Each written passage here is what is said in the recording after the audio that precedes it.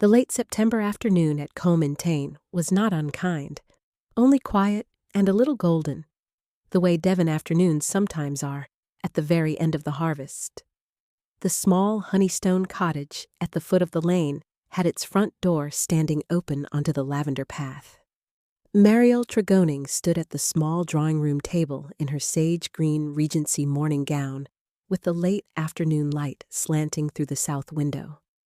And she set down the small fitted rosewood writing case on the table very gently, the way one sets down a thing that has belonged for 50 years to somebody else. The writing case had been her great-aunt's.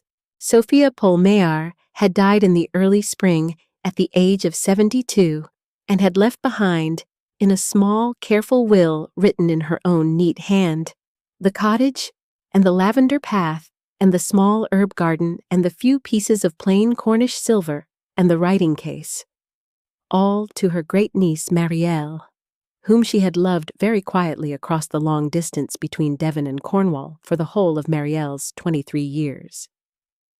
Mariel had not come down to Devon at once. She had been needed at home through the spring lambing and the summer and the small careful business of her father's parish. Her mother had been gone since Mariel was 9, and it was not until the very end of September that she had made the long, careful coach journey from Saint-Indelian in North Cornwall, in the company of her mother's elder sister, Mrs. Tamsin Polmayr, down across the moor and through Exeter and on to the small village of Combe in Tain. Mrs. Polmayr was at that moment in the small kitchen at the back of the cottage, sorting out a kind question with the cook about the autumn preserves and whether the cook should stay on. Mariel had not meant on that first afternoon to open the writing case at all. She had only meant to set it on the table and look at it for a little while. The rosewood was dark and polished from a great many years of careful use. There was a small ivory inlay shaped like a sprig of lavender on the lid. There was a small brass keyhole in the front. The key had been laid on the lid in a small folded square of cream paper by the housekeeper, with her great-aunt's neat hand on the outside that said only, "For Miss Tregoning, with love, S.P." She had read the note, folded it again, and laid it carefully on the writing table. She picked up the key now, slowly, expecting nothing in particular. Perhaps a few old letters from a younger cousin, a small silver inkwell, some pressed paper. She fitted the key into the small brass keyhole and turned it once. The lock gave a soft, small click, and she lifted the lid. The inside was lined in faded cream silk. There was a small silver inkwell. There were 3 good quill nibs in a slim ivory case. There were 2 unused sheets of pressed paper. There were 4 small letters tied with a length of faded pale blue ribbon, addressed in her great-aunt's hand to her own late mother, dating from 1791 and 1792. She lifted the 4 letters aside. Beneath them, against the soft cream silk of the inside lid, was the small inner sleeve where letters in progress were sometimes tucked away. She slid 2 fingers under the lip of the sleeve. There was something in it. She drew it out. It was a single sheet of paper, folded once, very carefully, a long time ago. The fold was so old that the paper had begun, faintly, to crease along it. The sealing wax had been broken once, long ago, and was now only a small, dark red scar at one edge. The outside of the folded sheet had been addressed in a careful 16-year-old's hand, in fading sepia ink, in 2 short lines. To Miss S. And then, beneath, by the hand of the writer, if it pleases him. There was no other direction. There was no town. There was no signature on the outside. The hand was young, careful, embarrassed, the kind of hand a boy gives to a letter when he is not, perhaps, certain that he will ever send it. Mariel held the folded letter in both of her cream kid-gloved hands for a long, quiet moment. She turned it over once. She looked at the small, dark red scar of the broken seal. Her great-aunt had read this letter at some point, very carefully, and had then folded it again and put it back, and had not in the years since taken it out. The light through the south window moved gently. The lavender outside shifted in a small, careful breeze. Marielle sat down at the small drawing-room table, and after another long, quiet moment, opened it. The letter was very short. It read, in the same careful young hand, in the same fading sepia ink: Miss S., I do not know how to write this. My mother is buried this morning. You sat by her 3 weeks. You held her hand the last night. You read to her from her own book of Cowper the last evening, the small green volume she kept on her bed table. I was not able to say thank you to you yesterday at the chapel. I am not, perhaps, able to say it now either. I am 16. I do not have very many useful words. I should like only to put it down in some way so that the thing has been said. You were kind. You did not need to be. You did not know my mother before May. She did not perhaps deserve so much kindness from a stranger. But you gave it to her. I shall not forget it. I shall not, I think, ever forget it. I shall not send this letter. I do not, in fairness, know what to do with it.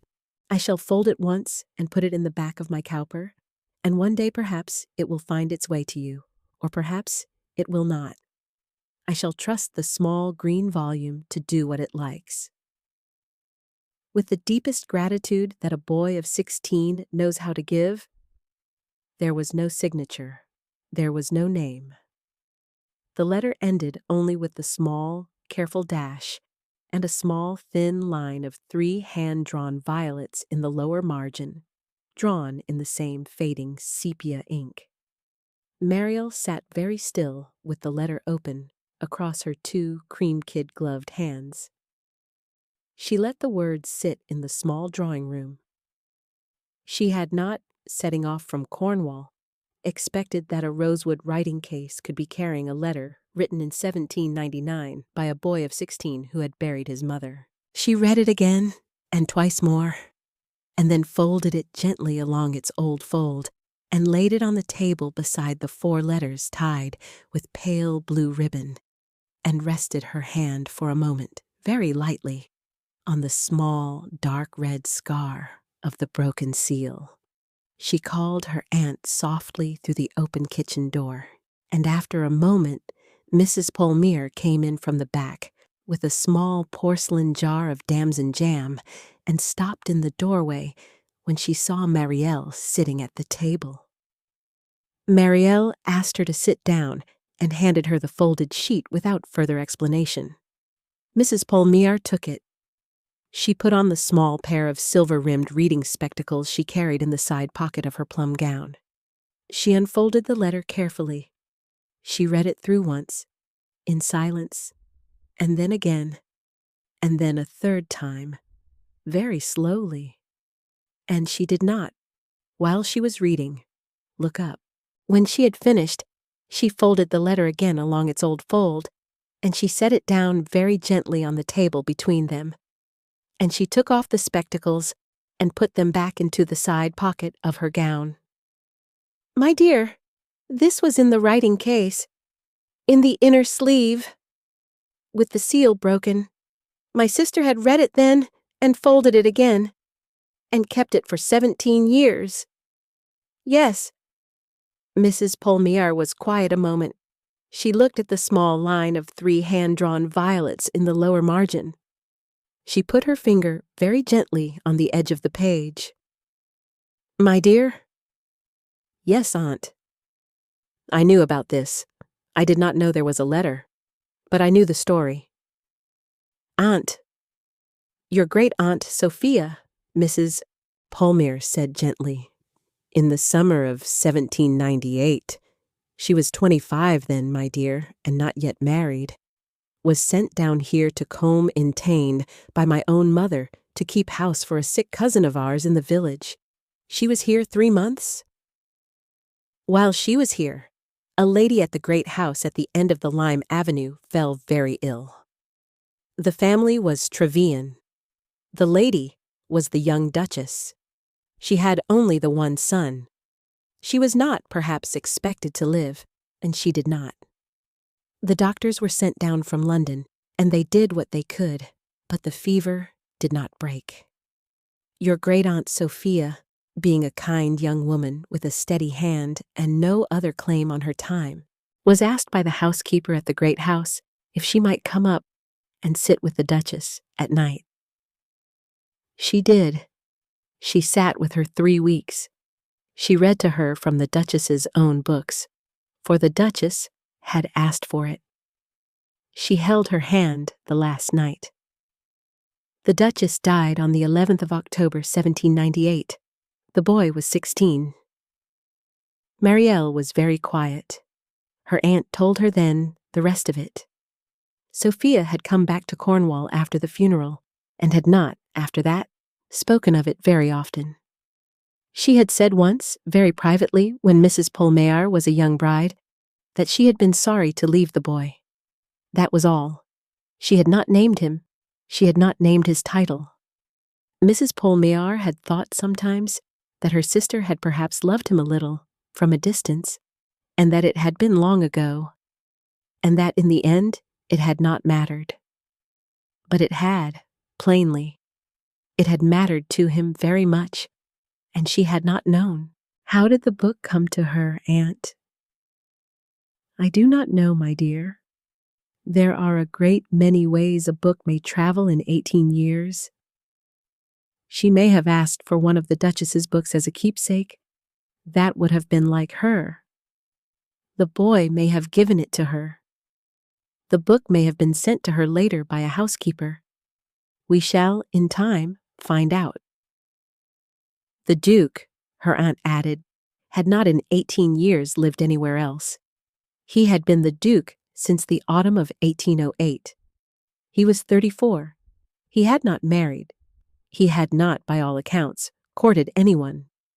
He kept a quiet estate, sat on the bench at the quarter sessions, read in his library, and was said to be a kind master and a careful landlord, and very private and very quiet. I cannot give this letter to a stranger over a calling card. I shall have to call on him. Yes, my dear, I had thought so. We shall send up to the great house in the morning and ask if he will receive us at 3. I shall write the note myself, and we shall not, perhaps, give him the letter the first afternoon. We shall sit a little while, and we shall see him, and we shall see whether he is the sort of man one gives such a letter to without warning. You shall give it to him at his pace, and not at yours.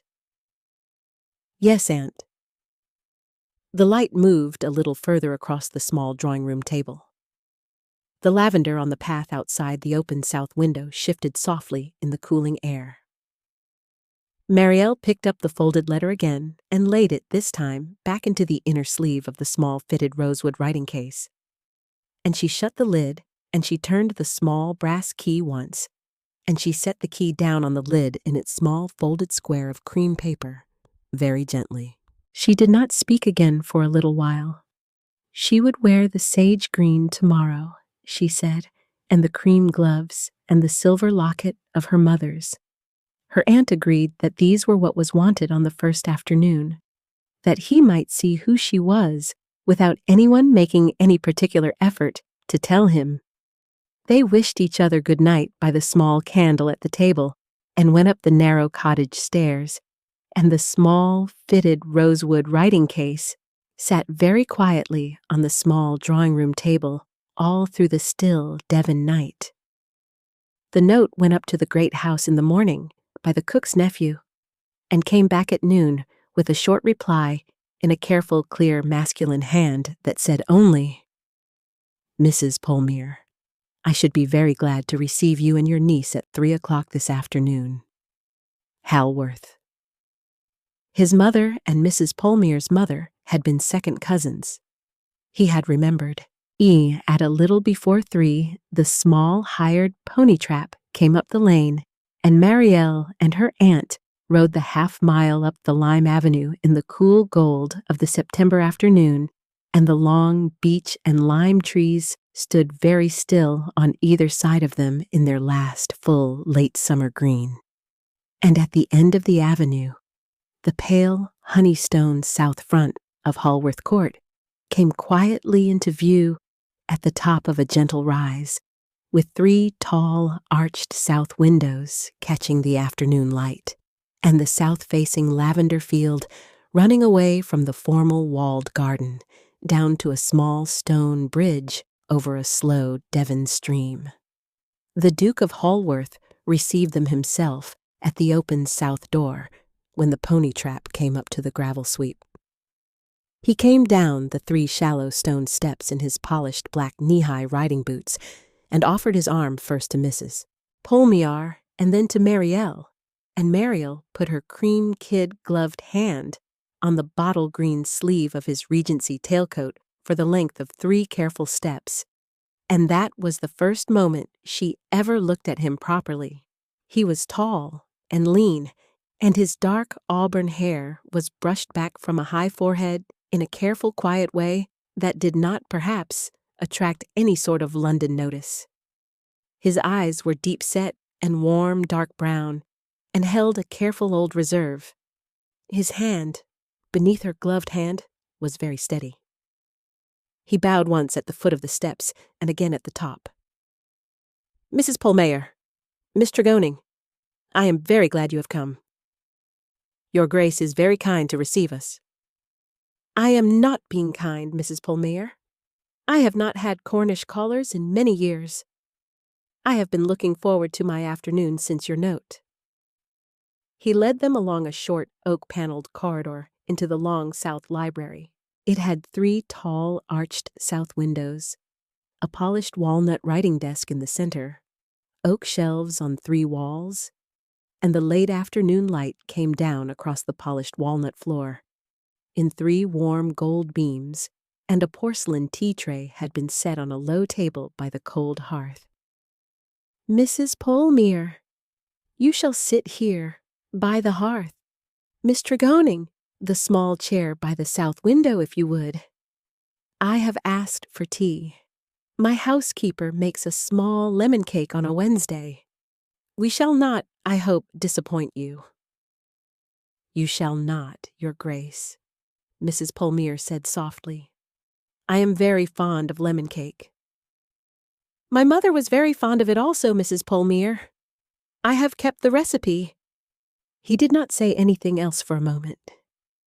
He had said his mother's name without flinching, but he had said it carefully, the way a man says a thing he has not, in his own life, made loud. Marielle watched him sit down in the high-backed chair across from her aunt.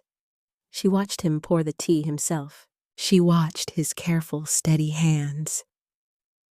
She watched the small, careful way he placed the porcelain cup down on the polished walnut table beside her, just within her reach, without looking at her face. She liked him at once. She did not yet know him, and did not yet know what she would do about the letter that was, at that moment, folded in the inner sleeve of the writing case at her great-aunt's cottage half a mile away. But she would remember, afterwards, that she had liked him before he had said even 5 sentences. "Miss Tregoning, Your Grace, you have come from Cornwall, I think, from the parish of St. Endelion." "I have, Your Grace." "Your father is the parson there." "He is. Forgive me, I have looked you up in the small clerical register I keep in the South Library. I should be glad if you would tell your father, when you write to him, that the South Devon parsons send him their regards. It is a small, foolish thing to do, but I have done it. I should rather you knew at the start." She was quiet a moment. "Your Grace, I should rather you knew at the start," he said again, gently. "I do not, perhaps, like surprises." She promised she would tell her father and that he would be very pleased. The Duke said he was much obliged. They had tea. The housekeeper brought in the small lemon cake. The Duke asked Mrs. Polmere about her late husband, and Mrs. Polmere answered him with great kindness, and the Duke listened. He asked Marielle about the parish at Saint-Indelian, and about the small library her father kept in his bookroom, and Marielle told him very honestly that her father's small library was almost entirely Cowper and the Book of Common Prayer and the parish accounts. "Cowper?" the Duke said. "Cowper, your grace." He was quiet a small moment. "My mother liked Cowper," he said. "She had a small green volume of his shorter poems that she kept by her bed. I have it still." "Have you, your grace?" "I have. In the south library here. It is on the lower shelf of the south window. I shall show it to you if you will allow me. The corners are a little worn. The spine has been mended once, in matching dark thread, by my mother's own hand in 1796. I have not, in 18 years, been able to bring myself to put it on a higher shelf. Your grace shall not need to, ever," Marielle said softly. He looked at her then. His deep-set, warm, dark brown eyes were very steady. He said it was a kind thing to say. She answered it was only a true thing. He agreed. There was a small, quiet pause. Mrs. Polmere, who was very wise, said nothing at all in that pause, and the late afternoon light moved a little further across the long, polished walnut floor of the south library. "Mrs. Polmere," the Duke said after a moment, "I should like, if you would permit it, to invite you and your niece to take tea here on Friday also. I am keeping a small, quiet shooting party at the end of the month. Only 6 guests, my own Aunt Lady Caroline presiding, the vicar and his sister, and 1 or 2 of my mother's old friends from the county. I should be very glad if you and Miss Tregoning would come up to the house for the 4 days. It is a quiet party. The library, in particular, is yours. If this story is keeping you company tonight, tap the like button below. It helps our candlelit stories find the people who need them." Mrs. Polmere blinked once. "Your Grace!" "You shall say no, Mrs. Polmere, if Miss Tregoning would rather. I should not press. I should only like, in fairness, to ask."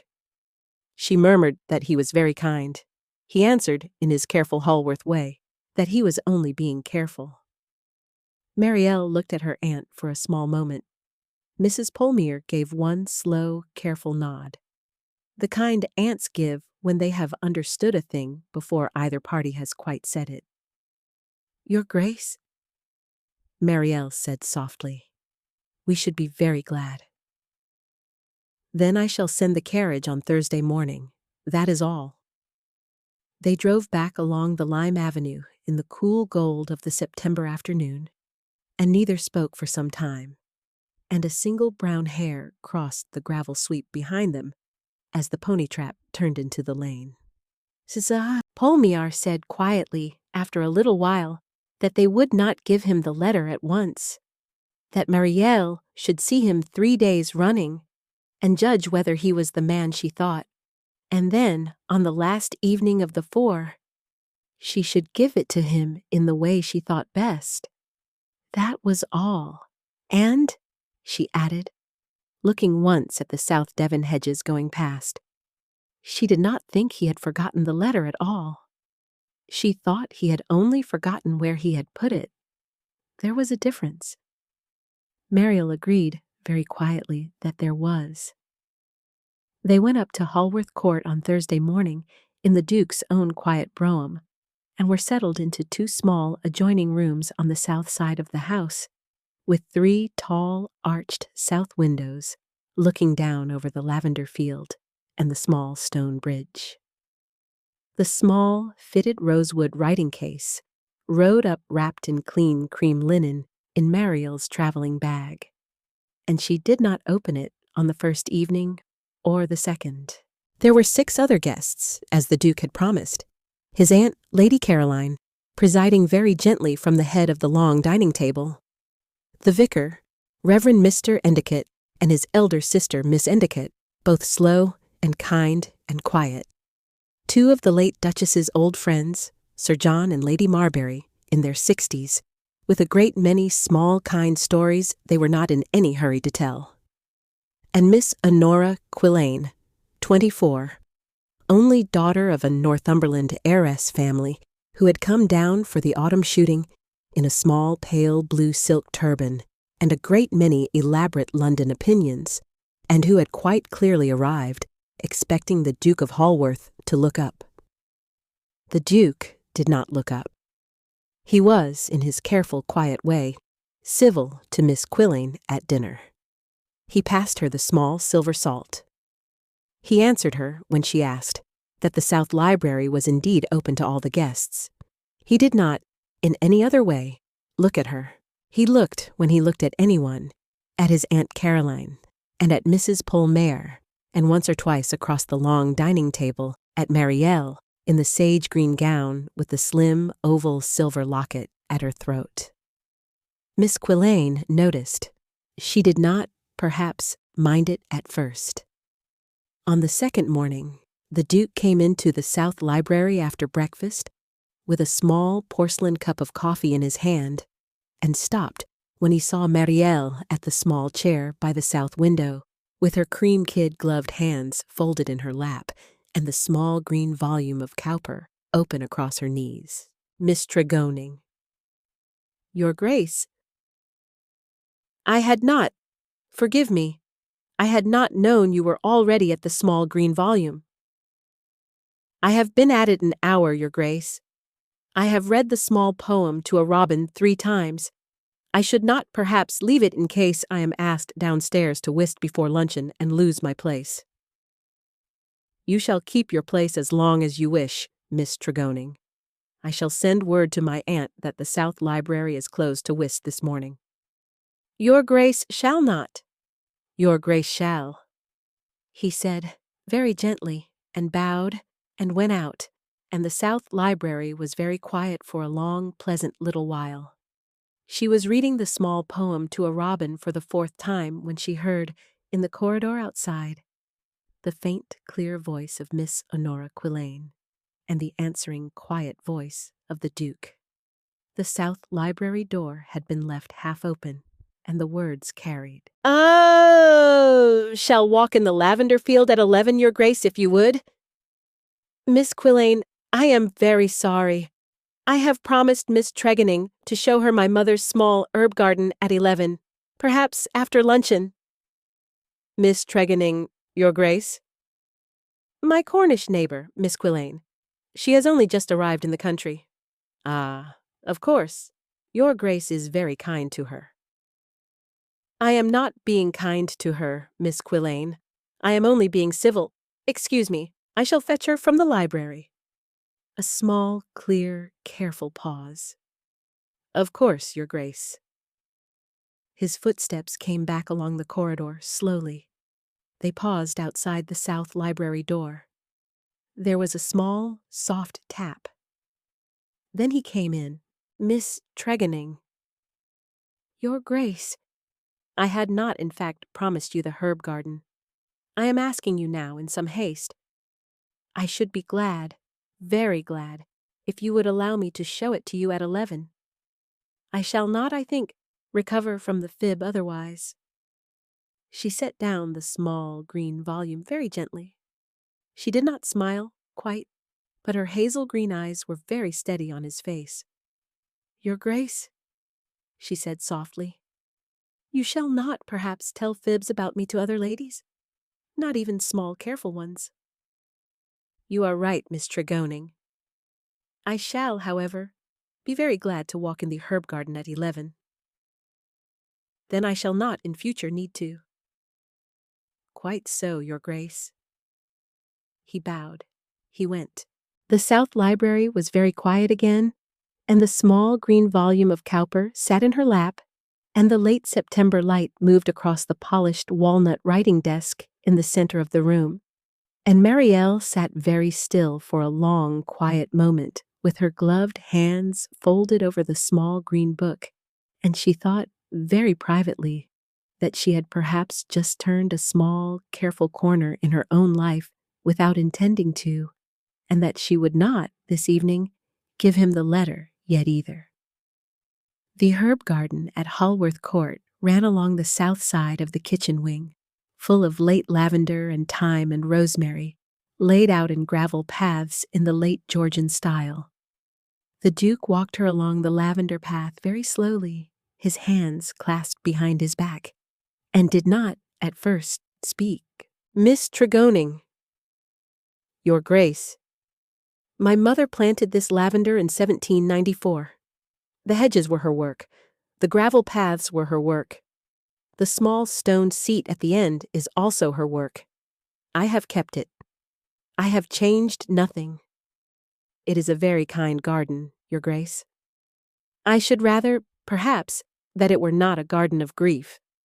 It is, however, Your Grace." "Yes, Miss Tregoning." "A garden that has been kept very carefully for 18 years is not, I think, a garden of grief. It is only a garden of remembering." He was quiet a long, careful moment. He looked very steadily at the small, late stone seat at the end of the lavender path.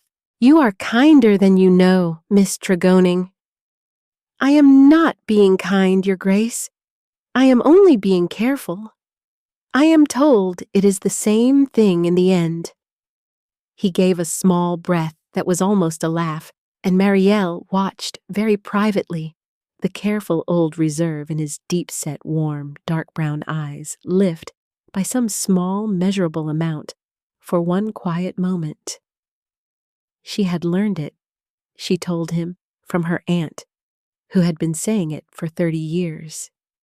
He said he should tell her at luncheon that she had been quite right. They walked on. He showed her the lavender.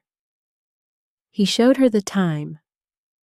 He stopped at the small stone seat at the end of the path and did not sit, and Marielle did not sit either.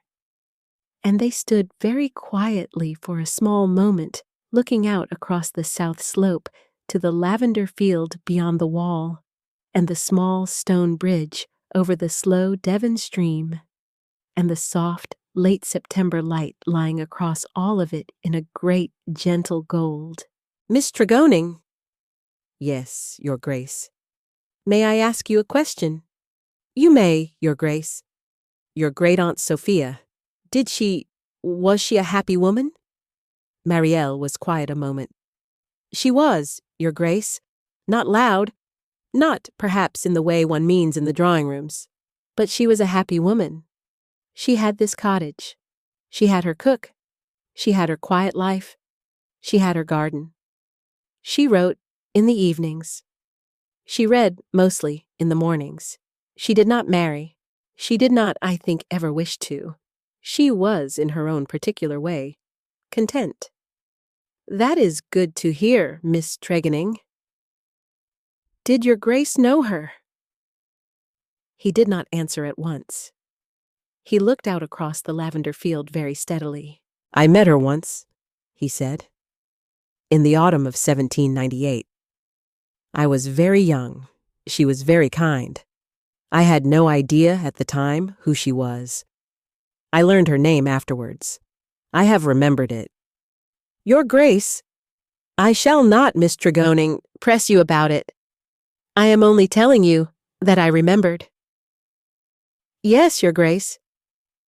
"Shall we go in? My aunt will want her tea." "We shall, Your Grace." He offered her his arm. She put her gloved hand on it. They walked back along the lavender path together very slowly, and the late lavender brushed at the hem of her sage-green Regency skirt, and the Duke did not, in the entire careful walk back, look at her face. Marielle, for her part, did not look at his. She thought instead, very quietly, about a small fitted rosewood writing case sitting in a piece of clean cream linen in her traveling bag in the small adjoining room on the south side of the great house. And she thought that perhaps tomorrow. That afternoon, Miss Honora Quillane found Marielle in the South Library alone. The Duke had taken his college friend Sir John and the vicar's small private dog out along the Lime Avenue. Mrs. Pomayar was upstairs writing letters. Lady Caroline was at the pianoforte in the drawing room. The south library was quiet, and Marielle was at the small chair by the south window with the small green volume of Cowper open across her knees again, and the small, fitted rosewood writing case sat on the small mahogany side table by her left elbow, wrapped in its clean cream linen. Miss Quillane came in without knocking. She was in the high-collared, fitted pale blue Regency morning gown with the elaborate cream lace trim, and the small, pale blue silk turban, and her pale blue eyes were carrying, that afternoon, a small, careful, sharp edge. "Miss Tregoning?" "Miss Quillane." She remarked that Marielle was reading the Duke's mother's book of Cowper, and that this was a great kindness on his part, and that he had not, by her information, lent it to anyone since his mother's death. Marielle agreed quietly that this was what she had been told. Miss Quillane sat down without being invited on the small chair across from her. She crossed her cream silk-gloved hands in her lap. She did not intend to be rude. She intended only to make a small, careful position clear. "Miss Tregoning, forgive me. You have come from Cornwall, I think. You are a country parson's daughter, and your aunt is some distant cousin of his late Grace's. My aunt's mother and his late Grace's mother were second cousins. It is, as you say, a small distance." "Quite so." Miss Quillane was very still. "I do not, Miss Tregoning, mean to be unkind. I should rather you knew at the start that I have known the Duke of Halworth's Aunt Lady Caroline for many years, that my own mother was schooled with her, and that I have, with my mother's consent, come down to Devon for the autumn shooting. I should be sorry to see a kind young Cornish woman misunderstand a quiet civility for anything else." Marielle set down the small green volume of Cowper very gently on her knees. She looked at Miss Quillane for a long, quiet moment. Her clear hazel green eyes did not perhaps move from Miss Quillane's pale blue ones for several seconds. "Miss Quillane." "Miss Tregoning, I have not in any way asked the Duke for the small green volume. I have not in any way suggested to His Grace that I should like to be at Halworth Court. I have not in any way made any claim. I have come to call on a Cornish kinswoman's old neighbor, with my aunt, on a quiet 4-day shooting party. I have not, in any way, supposed anything. I should be very sorry, Miss Quillane, if I had given you a different impression." "Quite so. Quite so, Miss Tregoning." Marielle added, after a small, careful pause, that she was not, particularly, a young woman who was easy to misunderstand. She did not lay claims. She did not, however, retreat from places she had been invited to. She would not retreat from this library. She would not retreat from this small green volume of Cowper. She would not retreat from the small lemon cake.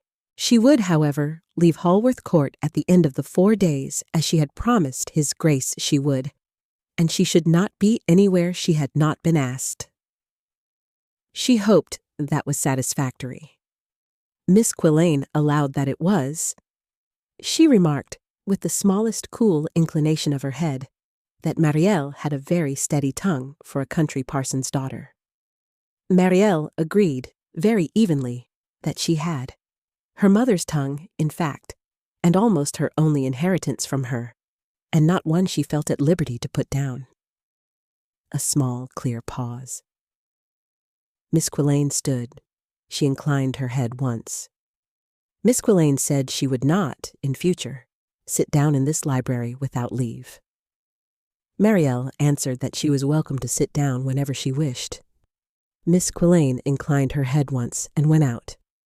The door clicked once, softly behind her. Marielle sat very still for a small, careful moment, with the small green volume of Cowper open across her knees, and the small, fitted rosewood writing case on the side table by her left elbow. And she did not look down. She did not let her clear, hazel green eyes fill. although they wished to. She breathed out, very gently. She picked up the small green volume of Cowper again.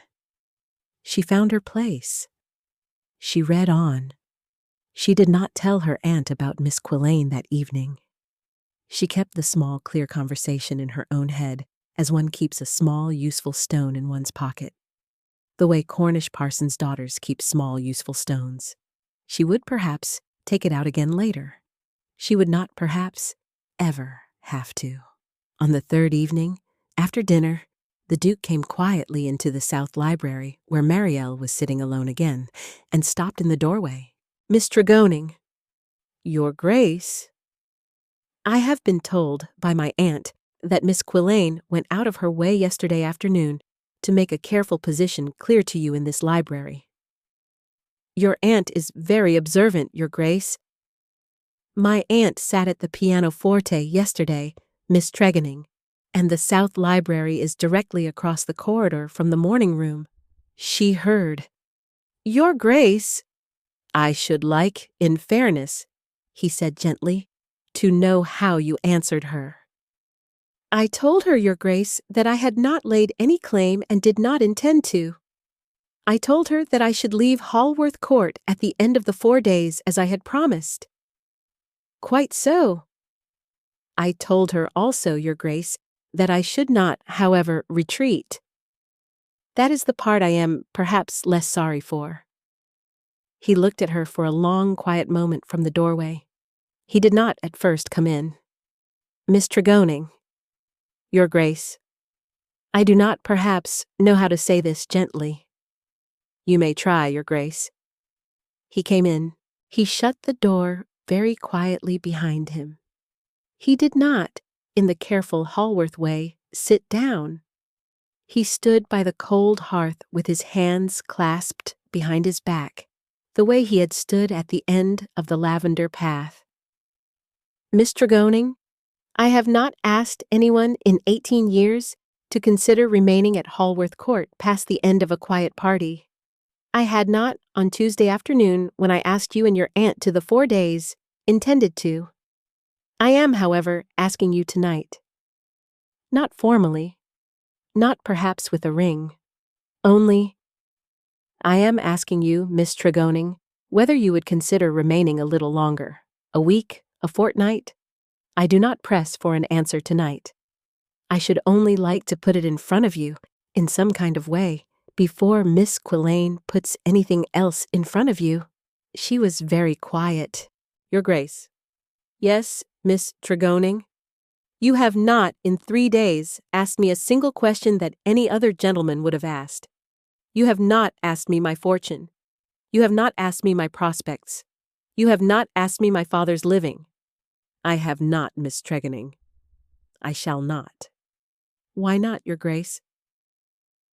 "Because, Miss Tregoning," he said very quietly, "I have lived in this great house, alone, for 18 years. I have asked a great many questions of a great many ladies in a great many drawing rooms in those years, and none of the answers have ever, perhaps, been the answer I wanted. I had, in fact, stopped asking. I had decided, by my 33rd birthday, that I should rather live and die a quiet bachelor than ask any more questions in any drawing rooms. I had, Miss Tregoning, I had quite settled on it.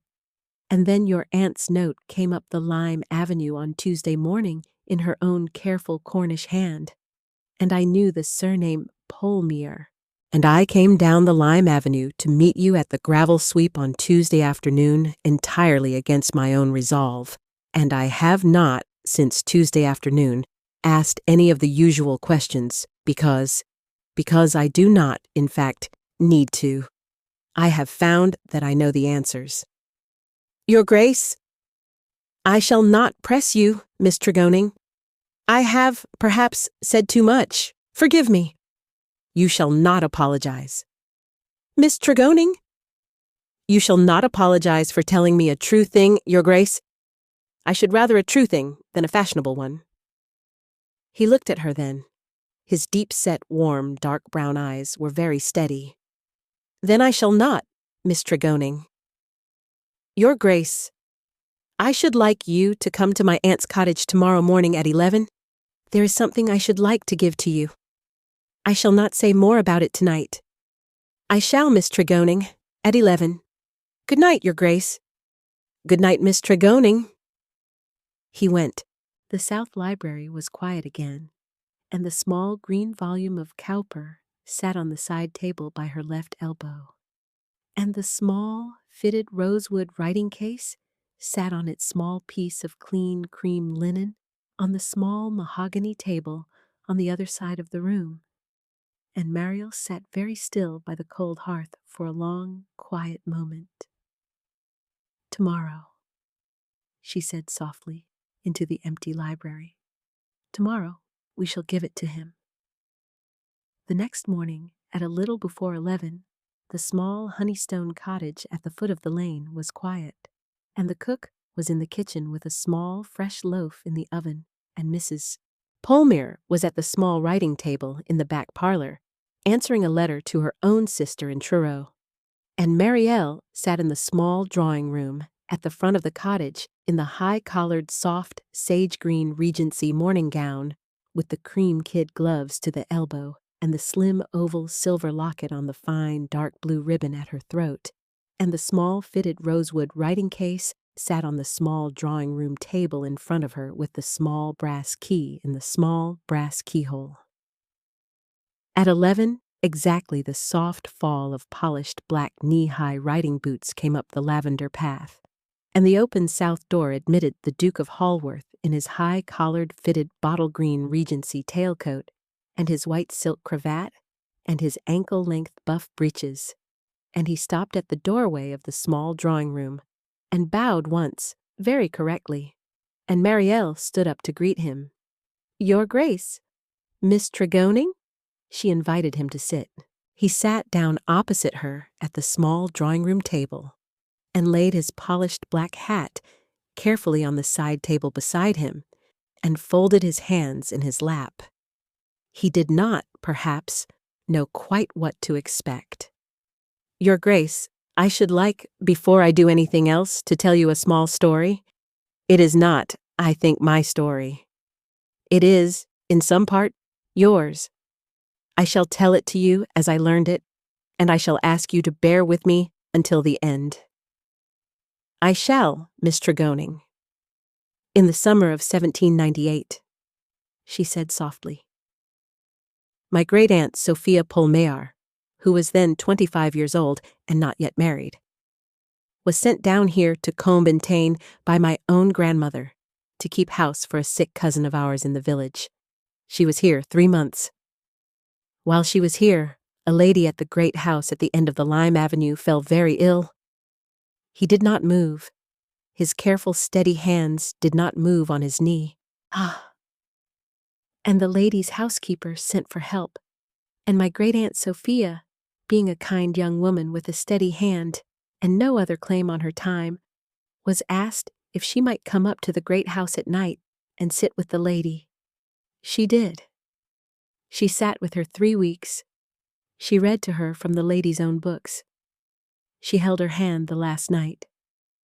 The lady died on the 11th of October, 1798. She paused. He did not speak. She went on. My great-aunt Sophia came home to Cornwall after the funeral. She did not, in her own life, speak of it very often. She told my own aunt once, very privately, when my aunt was a young bride, that she had been sorry to leave the boy. That was all she said. She did not, after that day, ever speak of it again. She lived a quiet life. She did not marry. She kept her cottage and her garden and her writing case for 48 years. She died in the spring at the age of 72. She left me, in a small, careful will written in her own hand, the cottage and the writing case and the lavender path. Mariel turned the small brass key once in the small brass keyhole. The lock gave a very soft, small click. She lifted the lid. She slid 2 fingers under the lip of the inner sleeve. She drew out the folded letter. Your Grace, she said softly, I opened the writing case for the first time 5 days ago. I found this folded inside the inner sleeve. The seal had been broken once, long ago. The letter had been read, then folded again, and put back. It has been in the inner sleeve, I think, for 17 years. She laid the folded letter very gently on the small drawing-room table between them. She did not push it. She did not open it for him. She only set it down within his reach. He looked at it. He did not, at first, touch it.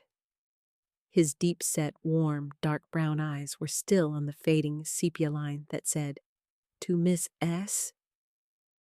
"Miss Tregonning, I have not seen this letter in 17 years.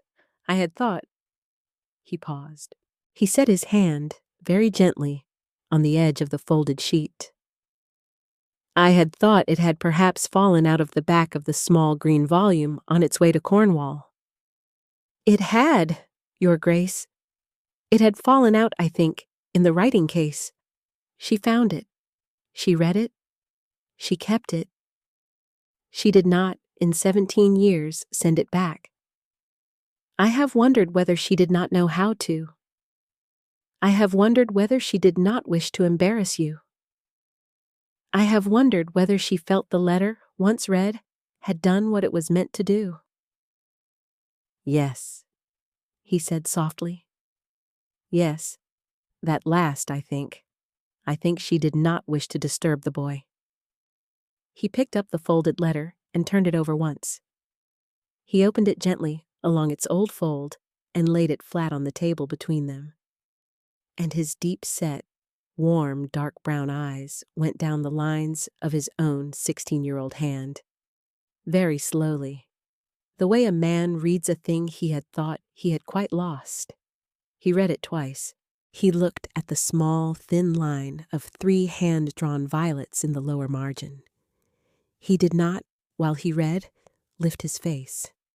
When he had finished, he folded the letter again along its old fold and laid his fingers on it very gently, the way a man rests his hand on a thing that has come back from a long journey.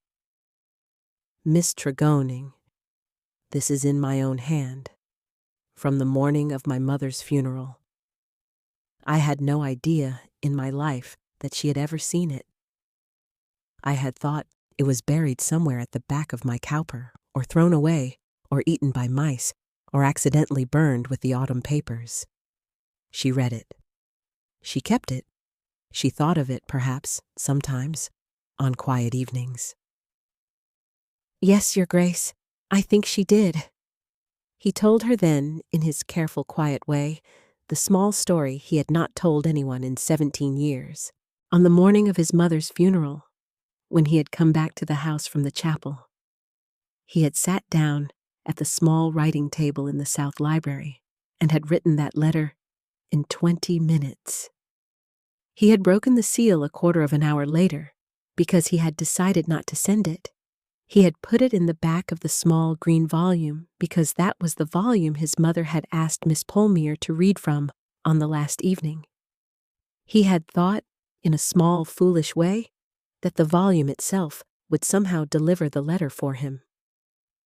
He had not, perhaps, expected it actually to do so.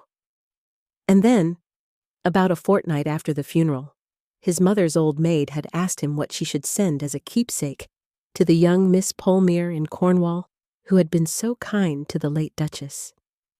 He had told her, without thinking, to send the small green volume of Cowper. The maid had sent it the next day. He had, since then, very privately and a little ashamedly, kept the loss of that small green volume as the small private price he had paid for not having been able to say thank you in person at the chapel. He had told himself he had given her the better keepsake, and that it would have to do. She kept it on her own bed table for 48 years, Your Grace. She read from it most evenings. She told my mother, in a letter in 1791, that I have read since, that the small green volume of Cowper was the kindest book she owned, and that she did not know quite why. He put his hand over his face for one quiet moment. He did not weep. He did not, in fact, make any sound. He sat very still with his hand over his face for 10 or 12 careful seconds, and Mariel did not in any way look away. When he took his hand down, his deep-set, warm, dark brown eyes were very steady. Her great-aunt's middle name, she told him, had been Catherine, Sophia Catherine Polmere. She had been 25 in the autumn of 1798. She had lived to 72 and had been kind and content and had not married, and she had kept the small green volume of Cowper on her bed table for 48 years. "That is, Miss Tregoning, a very large kindness. I do not know quite what to do with it." "You do not perhaps need to do anything with it, Your Grace?" "No, Miss Tregoning, perhaps I do not." He looked, for the first time in many minutes, properly at her face. He did not, in the careful Haworth way, smile, but his deep-set, warm, dark brown eyes were quieter than they had been on the first afternoon at the gravel sweep. The careful old reserve in them had, in some small measurable way, lifted. "Miss Tregoning." "Yes, Your Grace." "There is a small honeystone chapel beyond the lime avenue at Haworth Court. My mother is buried there. The vicar, Reverend Mr. Endicott, has the keys. I should like, if you would allow me, and only if you would, to walk you down to the chapel this afternoon. I should like to read this letter once more, beside her. I should like to put it, afterwards, into the back of the small green volume of Cowper. That is the only useful thing I can think to do." "Your Grace." "I shall not press you about anything else this afternoon, Miss Tregoning. I shall not ask you the question I asked you in the South Library last night. I shall, in fact, not even refer to it. We shall walk to the chapel. We shall sit a little while. We shall put the letter back into the small green volume. We shall walk home. That is all. That is, in fact, the whole of it. Then I shall walk to the chapel with you, Your Grace, this afternoon." "Thank you, Miss Tregoning." She closed the writing case again. She did not, this time, lock it. She laid the folded letter on the lid. She stood. He stood. He picked up his polished black hat from the side table and asked, very quietly, if he might say one small thing to her aunt in the back parlor before he went. She told him he might. He walked through the small drawing room and along the back corridor to the back parlor, knocked very gently at the open door, and went in when Mrs. Polmere looked up from her writing table. He bowed once. He did not, perhaps, know quite where to begin.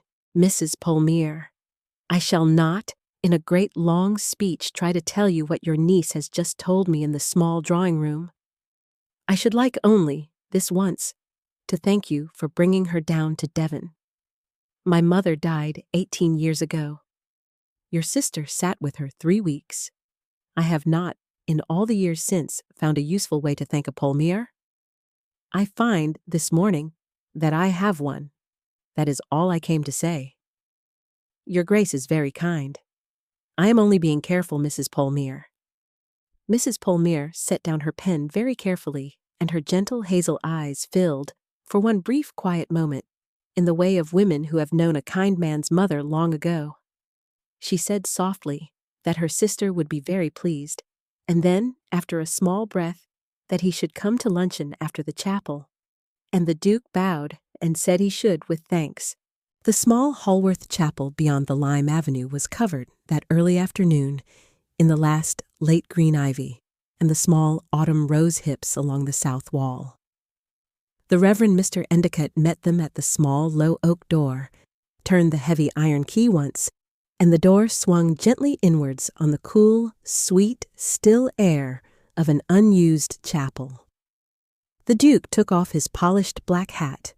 Mariel went in first on his careful invitation. Mrs. Polmere stayed in the small porch outside with the Reverend, both of them looking out toward the lavender field, and neither in any obvious way listening. Inside the chapel, the light through the south window was the kind of soft pale gold one gets in Devon at the end of the harvest. The polished oak pews were quiet. There was a small honeystone altar with a small silver cross on it, and a small marble memorial slab set low into the south wall that said in plain Roman capitals only, Lady Sophia Trevelyan, Duchess of Halworth, 1760 to 1798. Beloved mother and wife, rest in hope. The Duke walked very slowly to the south wall. He laid his polished black hat on the front pew. He stood for a long, careful moment in front of the marble slab, and Marielle stood 3 careful paces behind him. And neither spoke.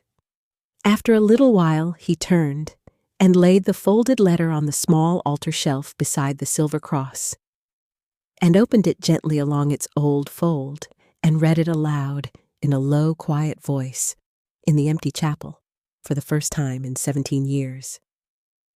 He did not stumble. He did not raise his voice. He folded the letter again along its old fold and laid it back on the altar shelf. He stood very still for a small moment. "Mama." It was the only word he spoke aloud in the chapel that afternoon. He said it very softly and very quietly in the empty, quiet chapel, and there was no other sound. Then he turned and took the small green volume of Cowper from the inside pocket of his tailcoat. He had brought it with him. Marielle had not until that moment known, and opened it gently to the back end paper. Several names stood there in different hands and inks. The third from the top was written in fading sepia ink in a fine, careful 1796 hand. Sophia Catherine Trevelyan, this small green volume of Cowper in my own hand, my best gift to my son Alistair on his 11th birthday. Beneath it was a small line of 3 hand-drawn violets. He laid the volume open on the altar shelf, folded the letter once more along its old fold, slid it gently into the back of the book. The way a boy slides a letter into the back of a book he is not sure he means to send, closed the volume and put it back into the inside pocket of his tailcoat. "Miss Tregoning, Your Grace. That is, I think, where it belongs." "Yes, Your Grace.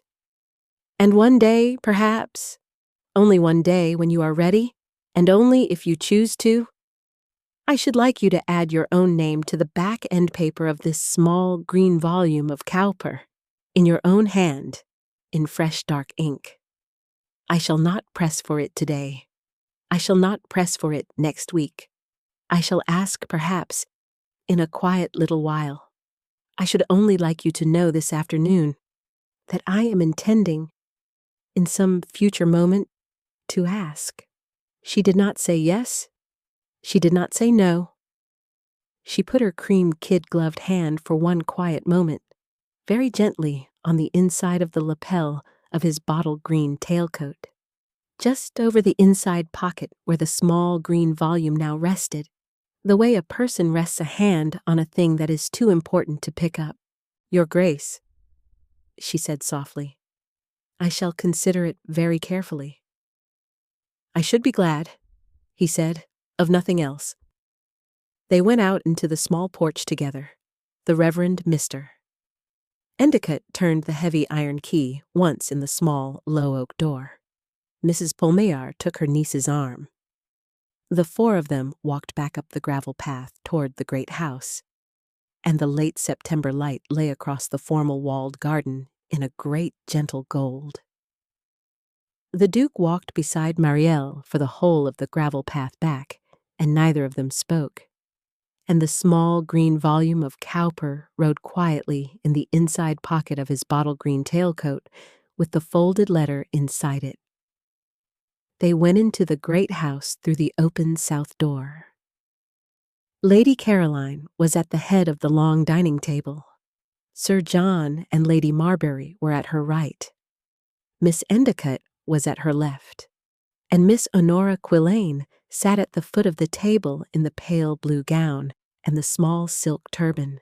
The Duke went round to the side opposite Lady Caroline and pulled out the chair beside his own and asked Marielle very quietly to sit beside him and Mrs. Pulmier beside Lady Caroline. Marielle sat. Mrs. Pulmier sat. Lady Caroline poured the tea.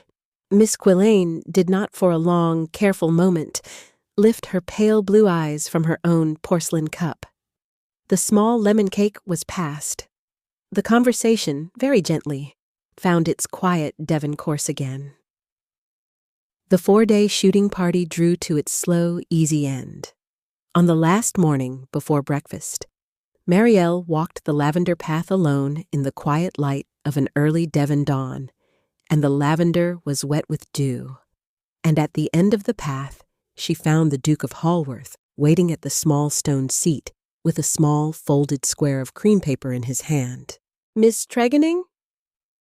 Your Grace, I have written your father this morning." "Yes, Your Grace. I shall read it to you, if you will allow me, before I send it. I should rather you knew what I have said before he does." "You may, Your Grace." He opened the small folded square of cream paper and read it quietly. It was short. It said that he had had the great pleasure in the 4 days now ending of meeting Miss Tregonning in the company of her aunt, that he had reason to think, respectfully, that he might in due course wish to make a more particular application, and that he should be very grateful in the meanwhile if Mr. Tregonning would do him the kindness of remembering him in his prayers, as the late Duchess of Hallworth had once been remembered with great kindness by his wife's elder sister, the late Miss Sophia Catherine Pulmier of Combe in Tain. He folded the letter again. He put it back into the inside pocket of his bottle green tailcoat. "Your Grace, I shall not send it, Miss Tregonning, unless you tell me to. I should like, only, for it to be ready in my pocket.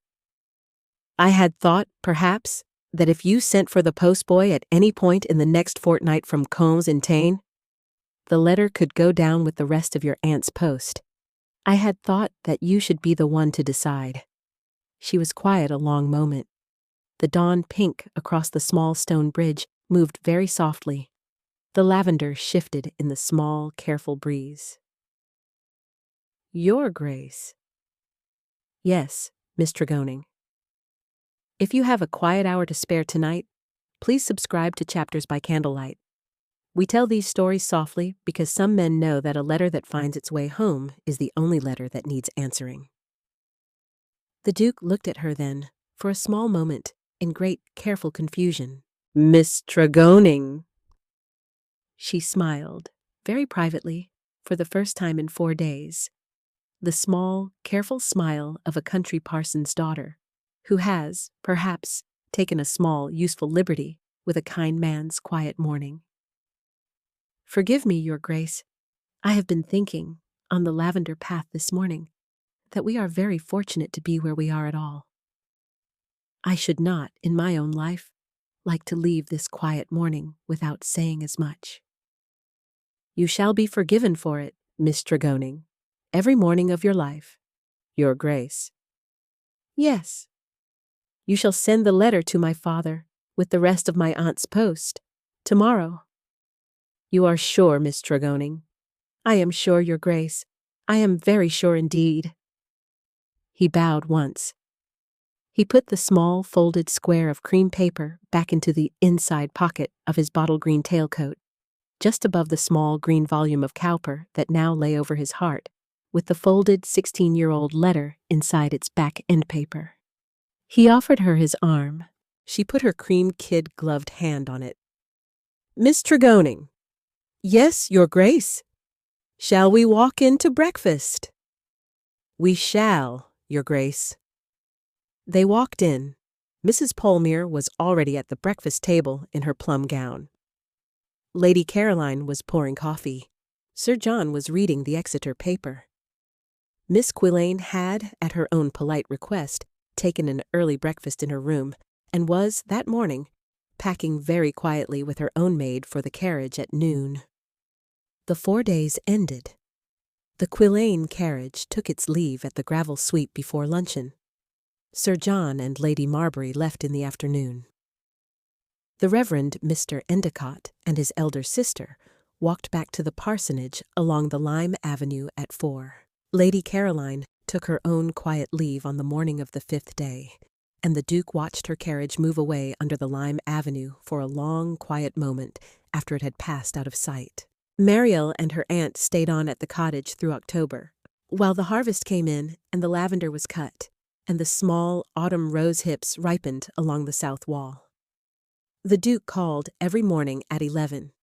The Reverend Mr. Tregoning's letter came back from St. Endellion in mid-October by the post boy, in a careful, clear country parson's hand, saying that he would be very glad to receive a more particular application from His Grace, at His Grace's convenience, that he sent his warmest regards from the parish of St. Endellion, and that his daughter had his blessing. The Duke read the letter on the small drawing-room table at the cottage, with Mariel and Mrs. Polmear sitting opposite him by the south window. He folded it once gently. He looked across the table at Mariel. "Miss Tregoning?" "Your Grace, your father has been very kind to me." "He has, Your Grace. He has been very kind to all of us. I should like, if you will allow me, to ride down to St. Endellion before Advent. I should like to thank him in person. I should like to see your father's small library in his bookroom. I should like to walk with him a little in his parish. You shall, Your Grace? Mrs. Polmear, you shall come with me, I hope. I shall, Your Grace, if Mariel will spare me. And, yes. The Duke nodded. He folded the letter again. He laid it down on the small drawing-room table beside the small, fitted rosewood writing case. He sat very quietly for a small moment in the careful Haworth way. "Miss Tregoning." "Yes, Your Grace." "There is a small thing I should like to say to you. Not in any particular hurry. Only before the post goes out this afternoon." "You may, Your Grace." "I have been writing in the back-end paper of the small green volume of Cowper.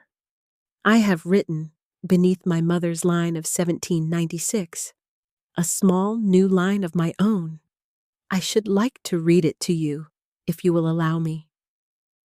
"You may, Your Grace." He took the small green volume of Cowper out of the inside pocket of his bottle green tailcoat. He opened it gently to the back-end paper. He read in his low, quiet, careful voice, "Alastair Trevelyan, Duke of Haworth, this small green volume of Cowper, returned safely from Cornwall in the autumn of 1816, by the kindness of Miss Mariel Tregoning of St. Endellion, to its place in the South Library at Haworth Court. The letter inside it has, this same autumn, been read aloud beside my mother in the small honey-stone chapel beyond the Lime Avenue. I am at last, in some sense, thanked. Below this line, there is space for one more name." He closed the small green volume. He looked at her across the small drawing-room table. "Miss Tregoning, I shall not read the line about the empty space aloud to anyone but you. I shall not press you about it today. I shall only... Miss Tregoning, I should be very glad, in some future moment, to read it again, with one more line beneath it." She was quiet a long moment. She did not, perhaps, trust her voice. She put her cream-kid-gloved hand on the small green volume on the table between them, just above the back-end paper, the way a person rests a hand on a thing that is too important to pick up. "Your Grace." "Yes, Miss Tregoning?" "Yes." He looked at her then. His deep-set, warm, dark-brown eyes were very still. "You are sure, Miss Tregoning?" "I am sure, Your Grace. I am very sure indeed. Alastair? Alastair? Mariel? Mariel?" He did not, in the careful Haworth way, reach across the small drawing-room table at once. He did not press. He only laid his own hand, very gently, on the back of her cream kid-gloved hand, on the small green volume of Cowper. And they sat very still that way for a small, careful moment with their two hands, one upon the other, on the back-end paper that had, for 20 years, carried a folded 16-year-old letter in fading sepia ink that nobody but a quiet Cornish parson's daughter would ever have known how to bring home. Mrs. Polmere, who had been very wise across the room, set down her own teacup very gently and walked through to the back parlor and closed the door behind her. In the small drawing room at the front of the cottage, with the cool, late October light moving softly across the table and the lavender shifting outside, Alistair Trevelyan and Marielle Tregoning sat across from each other with their two hands one upon the other on the back-end paper of the small green volume, and neither spoke for a long, quiet while. "Marielle!" "Yes, Alistair." "The letter is in the back of the book. The empty line is below my own. You shall write your name there, in your own hand, before Advent. We shall, after that, ride down to St. Endelion together with your aunt, and ask your father's blessing in his own book-room, and plan the chapel, and do all of it slowly, in the careful Haworth way, with no London hurry. On the night before the chapel, we shall lay the small green volume open on the polished walnut writing desk in the South Library, and read the letter aloud once more, only the two of us, by candlelight. And we shall close it then, and not, perhaps, open it again very often. The letter shall live in the back of the book. The book shall live by the south window. We shall live in the house. That shall be the whole of it." "Yes, Alistair, that shall be the whole of it." In the small Honeystone chapel beyond the Lime Avenue in the second week of December, with the cold Devon morning light coming down across the polished oak pews, the Reverend Mr. Endicott married Alistair Trevelyan, Duke of Haworth, to Marielle Tregoning of St. Endelion, very quietly, with only Mrs. Tamsin Polmere, Lady Caroline, the Reverend Mr. Tregoning, the housekeeper, the cook, the butler, and Miss Endicott present. When the Reverend asked for the ring, the Duke took from the inside pocket of his tailcoat a plain gold band that had belonged to his late mother. He laid it gently in the Reverend's hand. He slid it onto Marielle's cream kid-gloved left hand with great careful steadiness, and his deep-set, warm, dark brown eyes did not, in the whole quiet service, leave her face. On the small Honeystone altar shelf beside the small silver cross, all through the service, lay the small green volume of Cowper, open at its back-end paper. There were now 3 lines on the end paper. The late Duchess's careful 1796 line in fading sepia ink, with its small line of 3 hand-drawn violets. The Duke's own line of 1816 in fresh dark ink. And Marielle's own new line, in her neat country parson's daughter's hand, with one more small line of 3 hand-drawn violets in the margin beside it. The folded 16-year-old letter rested inside the back of the small green volume on the altar shelf throughout the service. Very neat indeed. When the Reverend Mr. Endicott pronounced them husband and wife, and the small chapel bell rang once across the soft Devon Valley, and the new Duchess of Haworth walked back down the small low oak doorway on her husband's arm, in the cold, gentle December morning, the cook had set a small pot of late lavender from the south path in a small pewter vase by the small low oak door. Marielle picked up the small pewter vase very gently. She carried the small, late lavender with her, in her cream kid-gloved hand, the whole quiet walk back up the gravel path toward the pale Honeystone south front of Haworth Court. The Duke walked beside her in the bottle-green tailcoat. The small green volume of Cowper rode in the inside pocket over his heart. The plain gold wedding band sat very neatly on her cream kid-gloved left hand, and the late lavender in the small pewter vase, cut from the south path her late Grace had planted with her own hands in 1794, bobbed faintly in the cold, quiet Devon morning air, very near indeed to where the small, careful 16-year-old letter had first been written, and very near indeed to the kind, quiet boy who had, 18 Octobers ago, set it down because he had not, at 16, known any other useful thing to do.